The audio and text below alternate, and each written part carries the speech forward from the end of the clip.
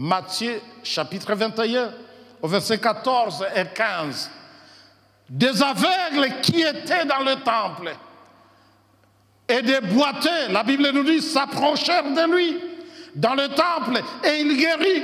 Il est guéri. Je me demande comment les boiteux, les aveugles, lorsque Jésus est fâché, lorsque Jésus chasse, Jésus sanctifie le temple de son Père et des aveugles qui sont là écoutent des cantiques, Hosanna, Hosanna, et des boiteux qui sont là, mais qui s'approchèrent de Jésus. Et la Bible nous dit, Jésus va les guérir. Alléluia. C'est ce qui va énerver maintenant les principaux sacrificateurs et les scribes. Qu'est-ce qui va se passer lorsque Jésus opère de tels actes de miracles, c'est-à-dire il sanctifie le temple, puisqu'il va dire, ne transformez pas la maison de mon Père en maison de trafic. C'est une maison de prière. Mais combien de fois vous devenez maintenant des commerçants qui viennent chercher leur argent dans la maison de mon Père? Et pourtant, ce qu'ils faisaient n'était pas, entre guillemets, péché à leur époque. Puisqu'ils vendaient, ils revendaient, ils changeaient, c'était pour l'intérêt de la Pâque toujours. On préparait toujours la fête de la Pâque. Qu'est-ce qui s'est passé? C'est-à-dire, le jour de la Pâque, tous les Juifs de tous les côtés venaient à Jérusalem pour célébrer la fête. Et il faut avoir des bœufs, il faut avoir des moutons, des pigeons. Ça dépendait des catégories sociales de chaque famille. Et maintenant, ceux qui venaient de loin ne pouvaient pas venir avec des moutons, ne pouvaient pas venir avec des bœufs, mais ils venaient avec de l'argent et ils pouvaient venir maintenant faire l'échange. Oh, les cambistes n'ont pas commencé aujourd'hui. Ils pouvaient faire l'échange, ils pouvaient se payer des moutons pour toujours l'avantage de la Pâque. Et tout ça, ce sont les principaux sacrificateurs et les scribes qui devraient en bénéficier. Mais un homme vient, il surprend tout le monde. C'est Jésus maintenant qui va dire, il chasse, il fouette. Ah, non. Et puis il opère des miracles. La colère est montée des principaux sacrificateurs. Une frustration, puisque c'est un autre monsieur qui vient créer le désordre. C'est comme les Baraza de Oisé, nous ici. Et qu'un autre vienne ici maintenant stopper la chorale à chanter. Et pourtant, c'est à notre autorité de le faire. Maintenant, c'est Jésus qui arrive et qui perturbe, selon lui, pour donner l'ordre. Ah non. Ils ont posé une question à Jésus. C'est la question qui nous intéresse maintenant dans notre prédication. Ils ont dit à Jésus, quel miracle nous montres-tu pour agir de la sorte? Et Jésus écoutait. En d'autres termes, par quelle autorité fais-tu ces choses? Peut-être pour être clair, qui t'a établi et qui t'a donné cette autorité d'agir ainsi, de fouetter nos chrétiens, entre guillemets, si on pouvait le dire, de les chasser même, ceux qui sont venus avec leurs moutons, leurs bœufs, leur argent, qui renversent même leur table. Avec quelle autorité? C'est par quelle autorité? Selon leur tradition. Vous savez, chers frères et sœurs, il y a des choses que nous faisons dans l'Église et nous pensons que ce sont des bonnes choses aux yeux de Dieu. Puisque ce sont des traditions. Nous sommes habitués à les faire. Mais on doit toujours s'examiner, se poser la question, est-ce que ce que nous faisons plaît à l'Éternel? On peut toujours chanter, danser, louer Dieu, mais est-ce que ce que nous faisons, c'est une habitude depuis Kangambo jusqu'ici, depuis les anciens missionnaires jusqu'à maintenant, ou qu'est-ce qui plaît à Dieu? Nous prêchons chaque jour. Oui, c'est bon, nous prêchons chaque jour. Mais est-ce que nos prédications plaisent à Dieu? Ce sont des bonnes choses qu'ils faisaient. Selon les sacrificateurs et les scribes, Il savait bien qu'on achète les moutons, on fait l'échange, c'est pour la Pâque. Mais Jésus a dit, vous suyez la maison de mon Père. Combien de fois nous suyons la maison du Père sans le savoir, puisque nous sommes habitués à faire ça. C'est bien de venir à l'église chaque dimanche.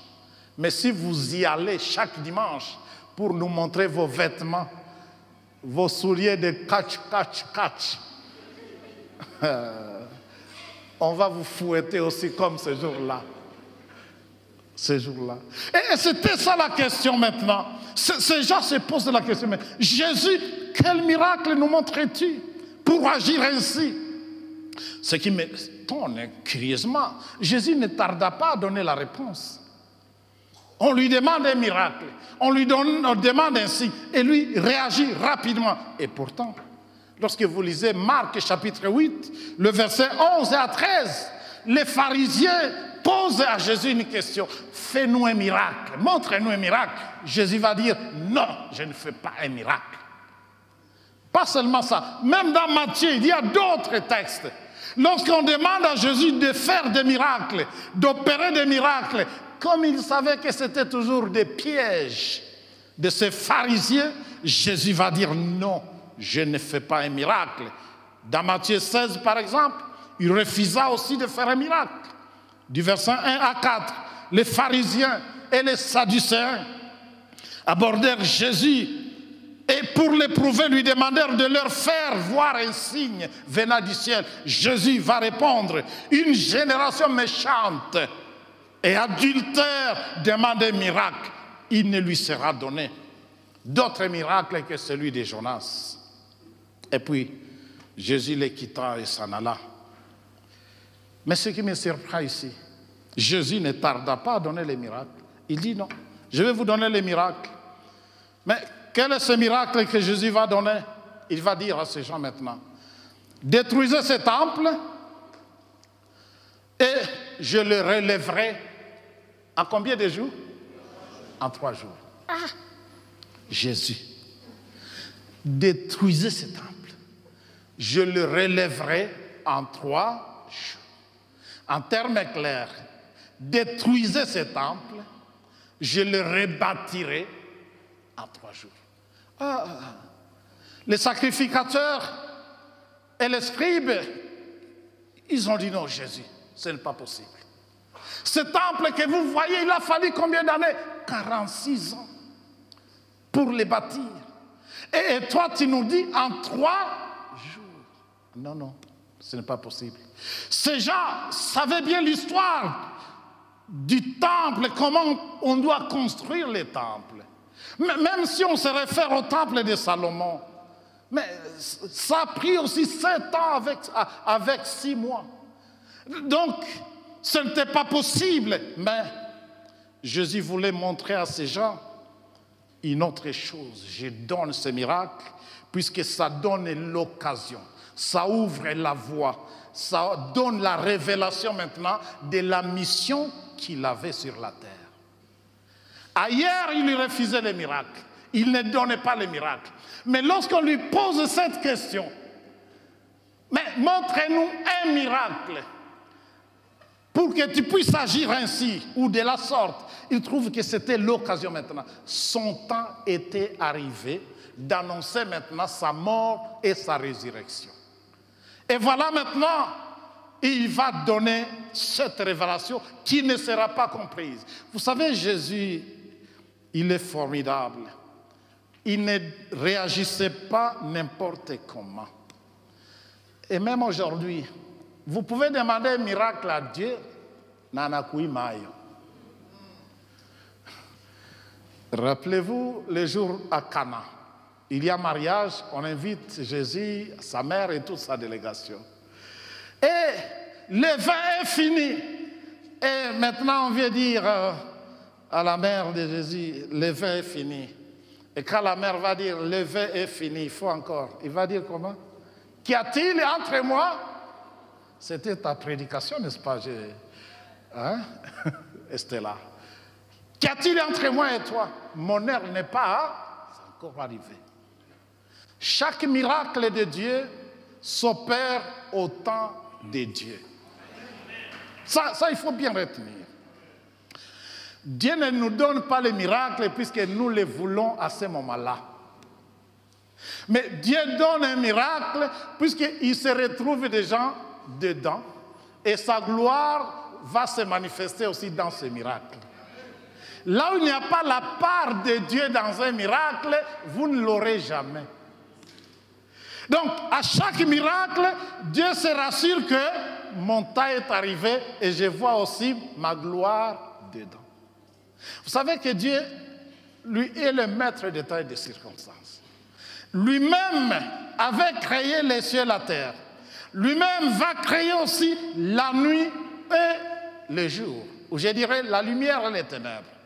Et dans Genèse chapitre 1, il va dire au verset 4, il sépara la lumière des ténèbres. Et il donna des heures au jour, des heures aux ténèbres.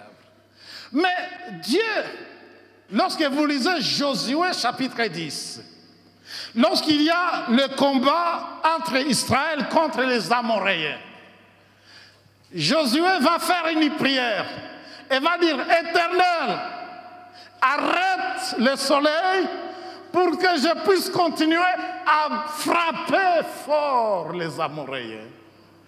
Et suspend aussi la lune. Comment changer la formule scientifique?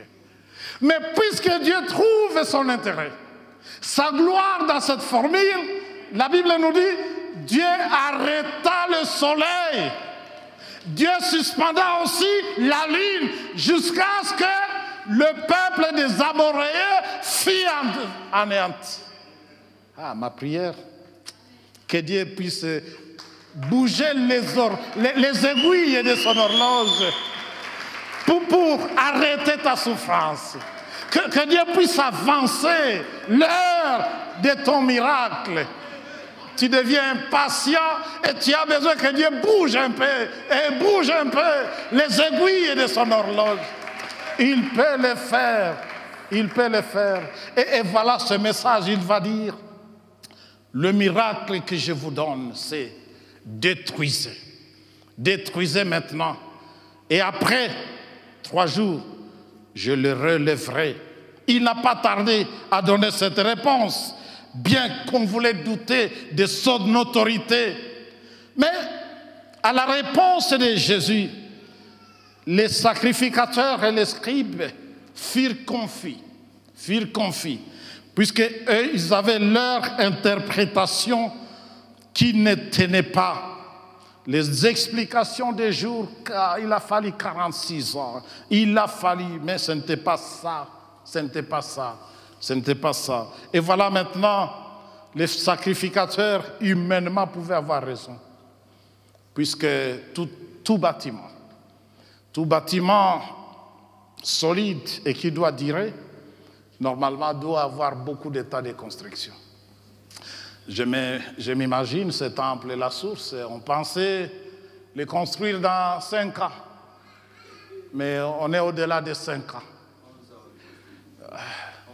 On ne peut pas se condamner. Même Salomon aussi n'a pas construit en 3 jours.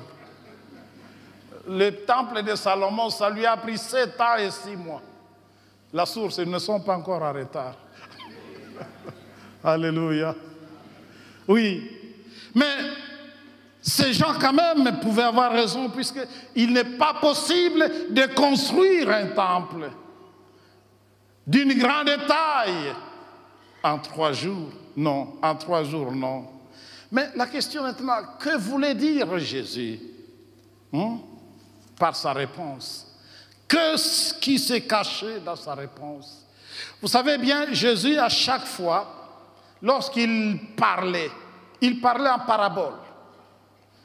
Et ses disciples, en retrait, pouvaient poser des questions à Jésus. Mais ce que tu as dit là-bas, nous n'avons pas compris. Nous avons fait semblant de comprendre, pour que les autres ne pensent pas que nous sommes des bébés aussi spirituels. Mais est-ce que vous pouvez nous expliquer? Je pense que c'est la question aussi que nous avons maintenant. Lorsque Jésus dit, détruisez ce temple et je le relèverai en 3 jours. Posons la question, Jésus, qu'est-ce que tu voulais dire? J'ai 4 réponses qui contiennent notre enseignement.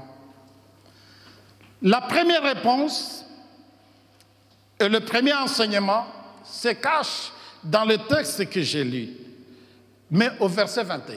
Jean, chapitre 2, verset 21. Jésus, en parlant du temple, il faisait allusion au temple de son corps, qui sera détruit par les Juifs. C'est-à-dire, Jésus annonçait déjà sa mort et sa résurrection le 3e jour. Jésus révélait aux Juifs que bientôt vous allez me détruire. Vous allez détruire mon corps. Vous allez tout faire ce que vous voulez sur mon corps. Mais en 3 jours, je me relèverai. Je serai ressuscité. C'était ça le message caché. C'était ça le miracle caché. Détruisez ce temple et en 3 jours, je le relèverai. Frères et sœurs, le mode opératoire de Dieu est différent des nôtres. Dieu, lorsqu'il veut bâtir, il détruit d'abord. N'est-ce pas, dans Jérémie chapitre 1, verset 10, lorsque Dieu établit Jérémie, il lui dit des bonnes choses. Il lui dit, Jérémie, je t'établis sur les nations. Mais d'abord, tu vas détruire, arracher. Et après cela, il y a un travail à faire. Tu bâtiras maintenant. Tu vas planter maintenant. Dieu ne bâtit jamais sur la pourriture. Mungu hajengake kubiozo. C'est pourquoi vous voulez avoir un ministère fructueux, un ministère de succès. Détruis d'abord les premiers corps corruptibles pour avoir un corps incorruptible. C'était ça. Donc, Jésus, en parlant à ces gens, il annonce déjà que vous allez détruire mon corps. Vous allez faire de mon corps ce que vous voulez. Mais attention, après quelques jours, les choses vont changer. Si vous pensez parler de 46 ans, moi je ne suis pas là. Je ne suis pas là. Pourquoi ils ont parlé de 46 ans? C'est puisque les principaux sacrificateurs et les scribes interprétaient Jésus dans l'aspect, selon leur intelligence, dans l'aspect physique. Ils ont vu le temple physique. Mais Jésus voyait autre chose spirituellement. Et c'était ça parmi les erreurs des Juifs, puisque même dans Jean chapitre 4, à partir du verset 20, vous trouvez la réaction de la femme samaritaine qui va dire « Nos pères, nos pères ont adoré sur cette montagne.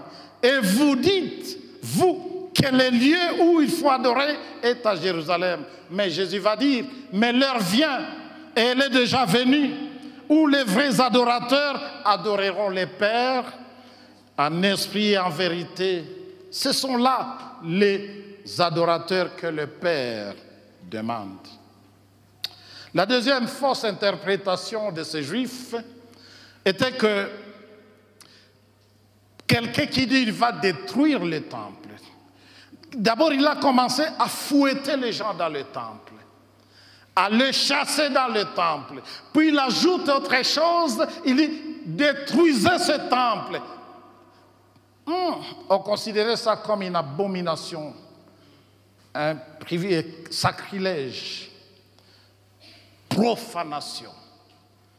Et Jésus était devant une situation de menace. Et on trouvait en Jésus quelqu'un qui vient profaner le temple, sans savoir qu'il était le Dieu, le chef du temple. Quelquefois, ça ne vous arrive pas, mais c'est nous les dirigeants pasteurs que ça peut nous arriver. Quelquefois, nous pensons, comme les sacrificateurs et les scribes, que nous sommes les chefs de l'Église.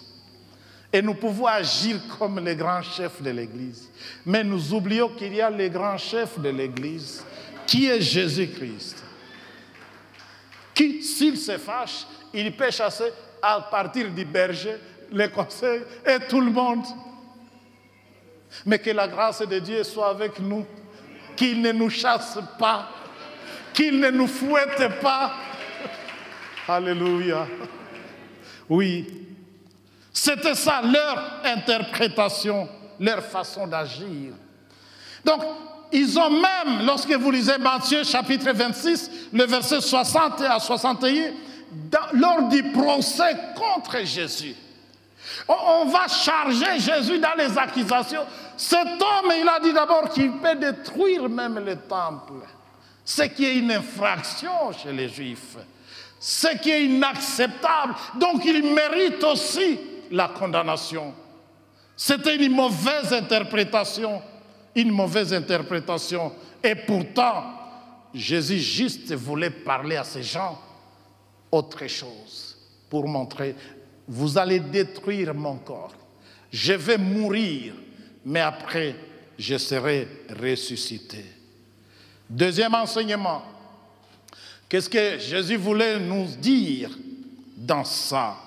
Dans la réponse de Jésus se cachait aussi la révélation de la divinité de Dieu comme Messie. Vous savez, les Juifs doutaient beaucoup de la divinité de Jésus. Ils feront mourir et le troisième jour, il ressuscitera. Ils feront mourir et le troisième jour, il ressuscitera. Ils furent profondément attristés. Donc, la réponse de Jésus symbolisait le corps au temple à détruire. Oui. Et sa divinité se cachait dans ce que Jésus faisait, puisqu'il n'y avait que... Même l'apôtre Paul dit aussi, attention, nous aussi, nous portons un corps, mais ce corps aussi était temple. Alors, si ce corps était temple, il ne faut plus mettre beaucoup de doses d'alcool dans ce temple. Il ne faut plus mettre des... Il ne faut pas fumer, il ne faut pas... D'ailleurs, j'aime 1 Corinthiens chapitre 15, verset, disons, là où la Bible nous dit, dans 1 Corinthiens chapitre 6, à partir du verset 18, fuyez l'impudicité, et le verset 19 va nous parler, vous êtes le corps, l'habitation du Saint-Esprit. L'habitation du Saint-Esprit. Troisième enseignement, et l'avant-dernier. Lorsque Jésus dit, détruisez ce temple, et je le relèverai en 3 jours, Jésus veut montrer aussi que l'ennemi peut détruire notre vie, mais Jésus la rebâtira encore. Ah, peut-être en Afrique, il faut parler plus des sorciers. Ils peuvent détruire votre vie, mais il y a encore Jésus qui peut encore la rebâtir, la restaurer. Ça c'est important. Jésus voulait montrer à ces gens, même si vous détruisez ces corps, même si vous faites tout ce que vous voulez, mais après, je me le révéler. Je serai ressuscité. Ah, bien-aimés dans le Seigneur, laissez que les ennemis nous détruisent même notre réputation. Mais Jésus peut encore nous relever. Il ne faut pas vous pendre pour dire non, fini. Mon ennemi m'a rendu poussière. J'aime. Psaume 113, verset 7. De la poussière, il retire les indigents, les pauvres. Et encore, il les fait asseoir avec des rois. Ça montre combien de fois Dieu nous encourage et nous donne l'espérance lorsque nous sommes en Jésus-Christ. Même nos ennemis peuvent arriver à nous transformer à des ossements desséchés. Vous connaissez les ossements desséchés? C'est-à-dire, vous pouvez vous parfumer, mais ça ne tient pas. Vous payez des lotions qui coûtent cher. Carottes. Il y a ceux qui ne connaissent pas carottes ici. Oh. Mais vous pouvez vous parfumer, vous pouvez vous oindre avec des... Je ne sais pas quel type encore, mais ça ne tient pas. Mais tant qu'on est en Jésus-Christ, Jésus peut encore restaurer la vie.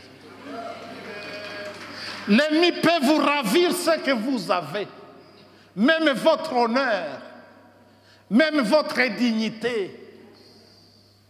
Mais tant que nous sommes en Jésus-Christ, oh, Jésus nous restituera toujours ça.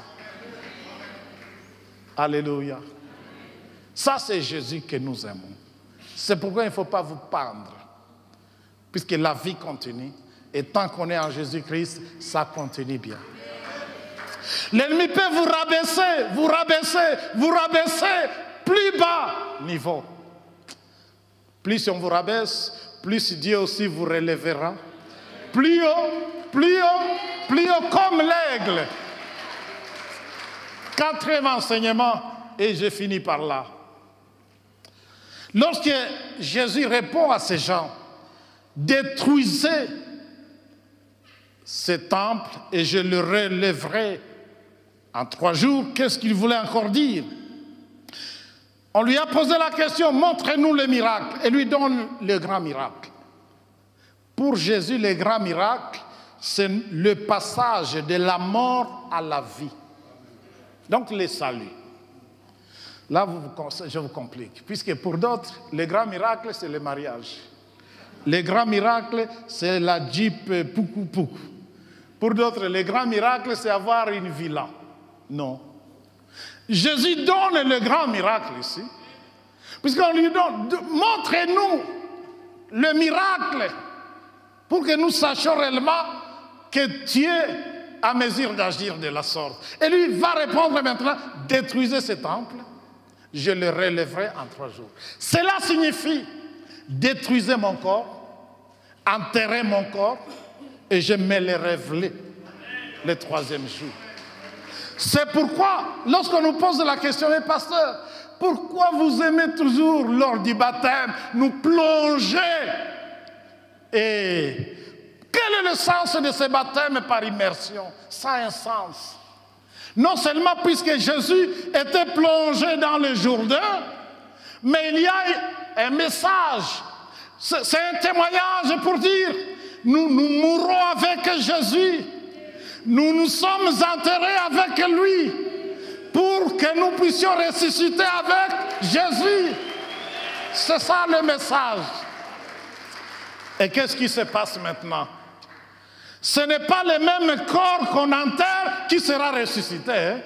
Nous, quand on nous enterre, c'est un corps qui aime l'alcool, c'est un corps qui aime la débauche, c'est un corps qui aime l'impudicité, le mensonge, mais lorsqu'on nous plonge dedans, on nous enterre, ça reste là-bas et nous revenons autre personne. Alléluia. Et si je pouvais terminer ce message en disant, Dieu peut vous bénir, mais la question, cherchez d'abord les royaumes. N'est-ce pas, c'est ce que la Bible nous dit? Cherchez, est-ce qu'on dit dernièrement? Cherchez premièrement les royaumes de Dieu. Et la justice, et puis, toute autre chose.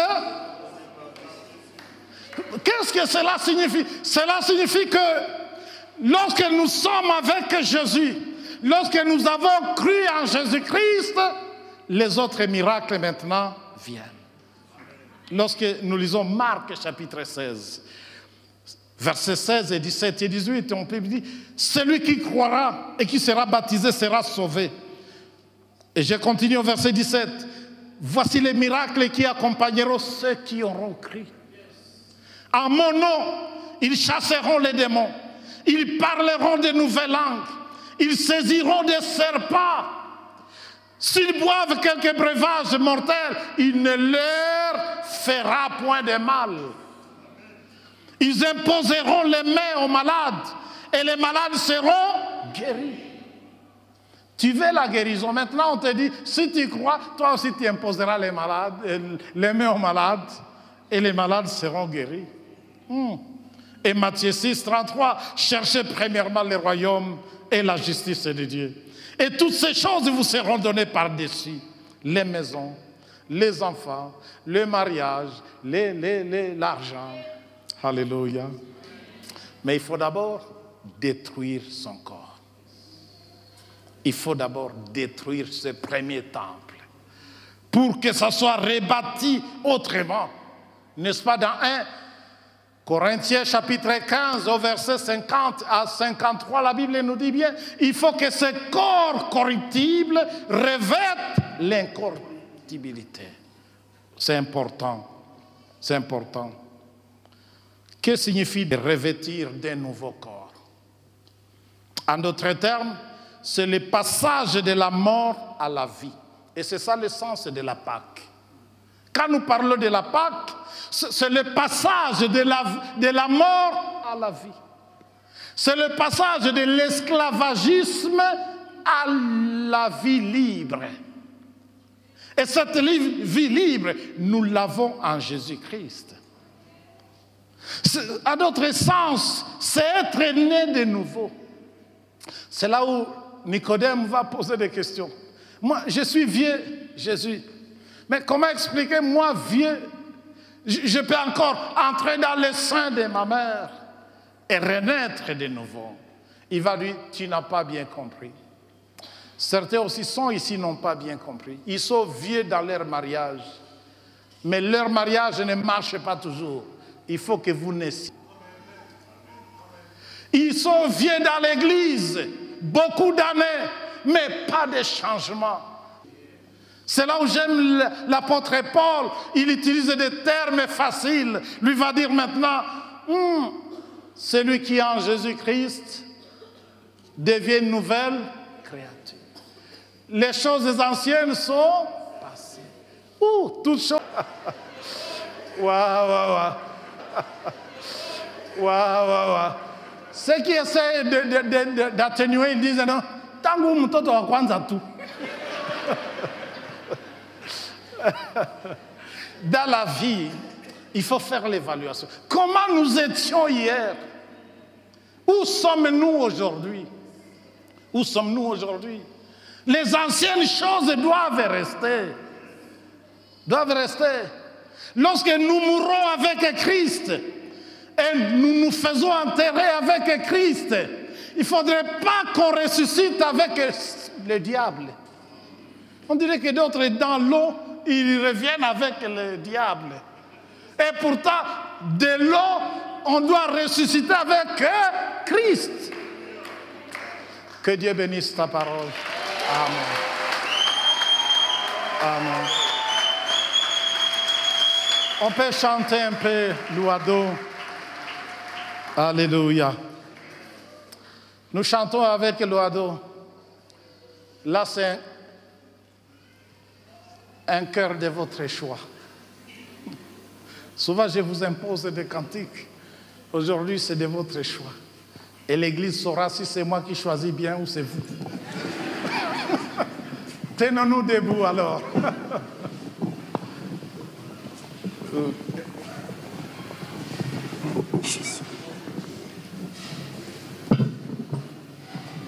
Natangaza kwa watu wote, rafiki Yesu haujanichoka,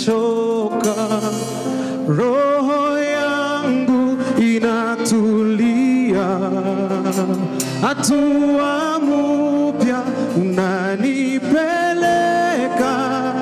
natangaza kwa watu wote. Recommande tes enfants que les malades soient guéris au nom de Jésus-Christ.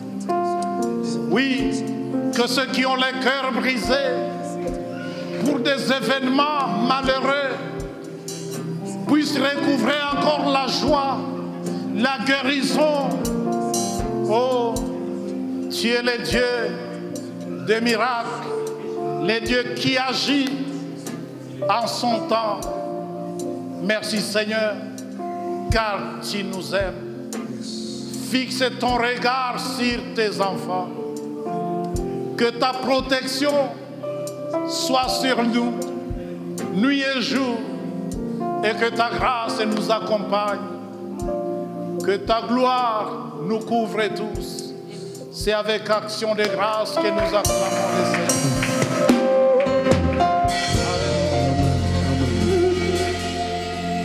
Merci beaucoup, berger, pour le message.